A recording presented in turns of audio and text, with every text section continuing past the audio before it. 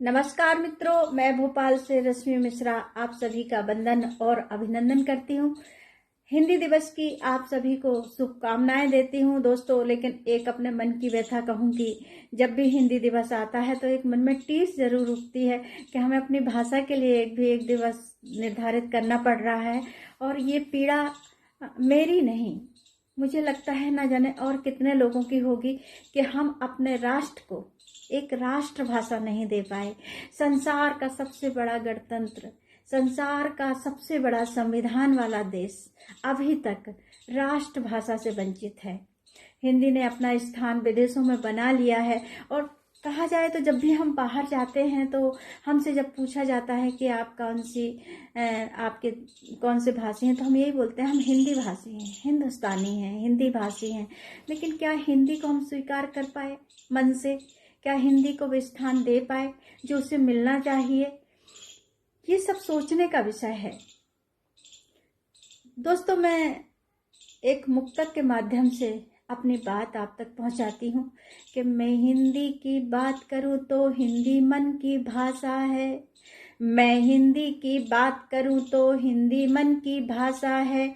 अभिव्यक्ति का मात्र न साधन जीवन की परिभाषा है। अभिव्यक्ति का मात्र न साधन जीवन की परिभाषा है। दिनकर की ये रश्मि रथी है और तुलसी की मानस है। दिनकर की ये रश्मि रथी है और तुलसी की मानस है। सूर्य कबीरा और निराला के भावों की आशा है। सूर्य कबीरा और निराला के भावों की आशा है। इसी क्रम में मेरी कुछ और पंक्तियां हैं जो कविता के लिए मैंने कही हुई हैं, हिंदी कविता के लिए, कि मैं कविता हूँ भावों की परछाई बनकर चलती हूँ। मैं कविता हूँ भावों की परछाई लेकर चलती हूँ। जहाँ तिमिर की गहन निशा हो दीप शिखा बन जलती हूँ। जहाँ तिमिर की गहन निशा हो दीप शिखा बन जलती हूँ।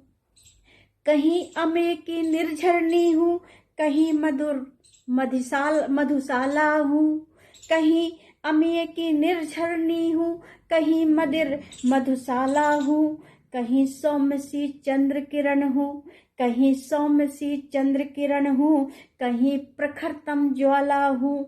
मैं तुलसी की मानस गंगा, मैं तुलसी की मानस गंगा वाल्मीकि रामायण हूँ। मैं तुलसी की मानस गंगा वाल्मीकि रामायण हूँ। मैं ही वेद व्यास की गीता ब्रह्म वाक्य उच्चारण हूँ। मैं ही वेद व्यास की गीता ब्रह्म वाक्य उच्चारण हूँ। तो इन्हीं पंक्तियों के साथ मैं आपसे आज्ञा चाहती हूँ और अपनी वाणी को यहीं विराम देती हूँ। फिर कभी मिलेंगे किसी मंच पर। बहुत बहुत धन्यवाद।